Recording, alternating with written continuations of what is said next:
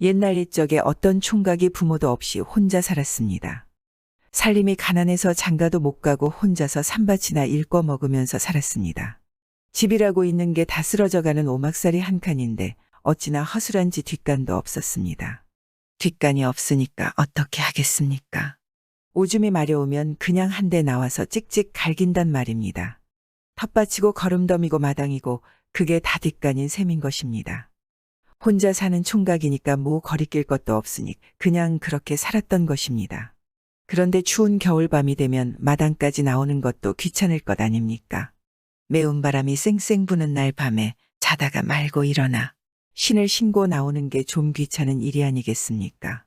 그래서 추운 겨울밤에는 이 총각이 그냥 뒷문을 열고 뒷산 쪽에다 대고 오줌을 쌌습니다. 하도 추우니까 말입니다. 그랬더니 뒷산 산신령님이 그만 노하셨습니다.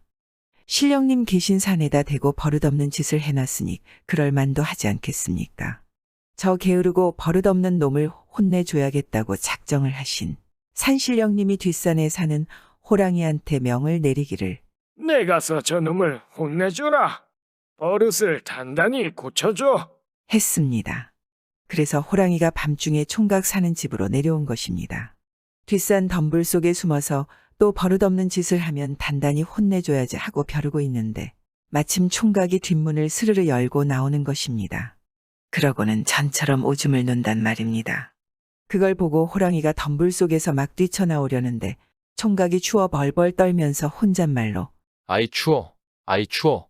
나는 집이라도 있어서 바람이나 막아줘도 이렇게 추운데 산에 사는 호랑이님은 얼마나 추우실까? 이러는 것입니다. 아무리 인정머리 없는 호랑이라도 그런 말을 듣고서는 차마 못 덤벼들지 않겠습니까? 저 걱정해주는 사람을 어찌 해코지하겠습니까? 막 덤벼들려다가 마음을 딱 고쳐먹고 그냥 돌아갔습니다. 먼 데서도 누가 뭘 하는지 뻔히 다 아는 산신령님은 호랑이가 아무 짓도 안 하고 그냥 돌아온 것도 훤히 알았습니다. 버릇없는 놈을 혼내주랬더니 왜 그냥 왔느냐?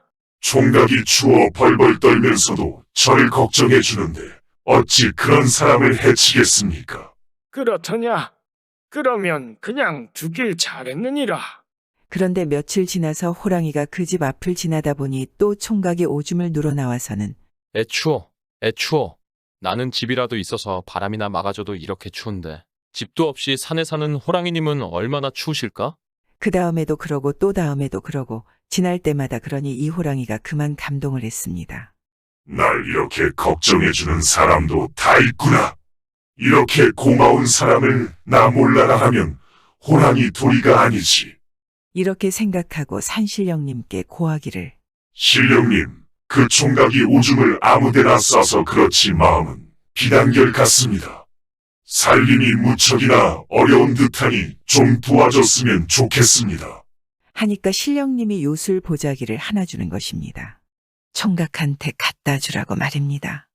그런데 호랑이가 사람 앞에 불쑥 나타나면 놀랄 테니까 총각이 나무하러 다니는 길목에 그 요술 보자기를 슬며시 갖다 놨습니다. 그 이튿날 총각이 나무하러 가다 보니까 길에 하얀 보자기가 하나 떨어져 있는 것입니다. 주워서 이걸 어디에 쓸까 하다가 날씨가 워낙 추우니까 머리에 둘렀었습니다. 머리에 보자기를 둘렀으면 얼추 바람은 막아주니까 쓸만한 것입니다. 그러고 나서 나무를 하러 산을 올라가는데 이거 참 이상한 일이 벌어진 것입니다. 그 보자기를 둘렀으니까 옆에서 말소리가 막 들리는 것입니다. 어쩌고 저쩌고 수다스럽게 떠드는 소리가 들리더란 말입니다.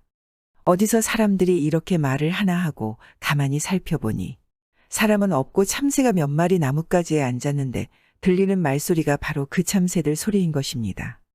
호랑이가 갖다 놓은 보자기는 바로 새의 말을 알아듣는 보자기였던 것입니다. 그것만 둘렀으면 새가 지저귀는 말이 다 사람 소리처럼 들리는 겁니다. 가만히 들어보니 참새들이 얘들아, 사람들이란 참 미련하지? 저 건넌마을 김첨지네는 외동딸이 다 죽어가는데도 손을 못 쓰고 죽기만을 기다리더라. 그러기나 말이야. 그 집 대들보 밑에 있는 천연묵은 지네 때문에 그런 줄도 모르고 속수무책이라니. 원, 그 지네를 쇠젓가락으로 잡아다 끓는 기름에 튀겨 죽이면 병도 나을 텐데. 쯧쯧. 하고 짹짹을 하는 것입니다. 총각이 그 말을 듣고 당장 건넌마을 김첨진의 집을 찾아갔습니다.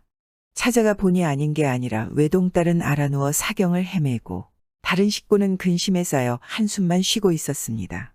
총각이 그 집에 썩 들어가서 내가 이 댁따님을 살릴 방도를 가지고 왔으니 아무 말 말고 시키는 대로만 하십시오. 하니까 그 집 식구들이 뭐 어쩌겠습니까?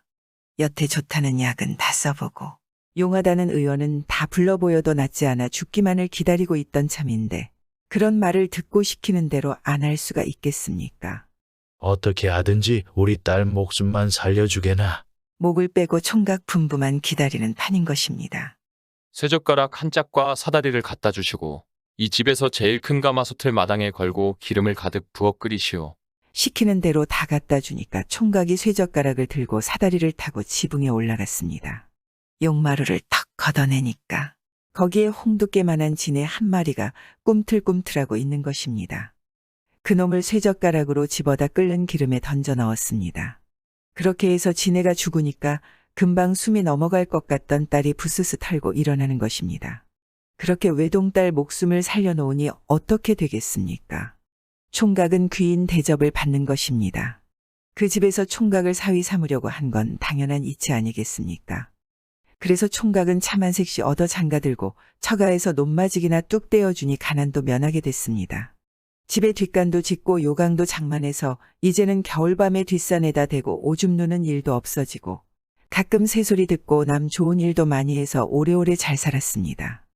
산신령은 이 총각이 남을 잘 도와주는 사람이라는 것을 꿰뚫어 봤기에 보자기를 준 것입니다. 구독은 공짜입니다.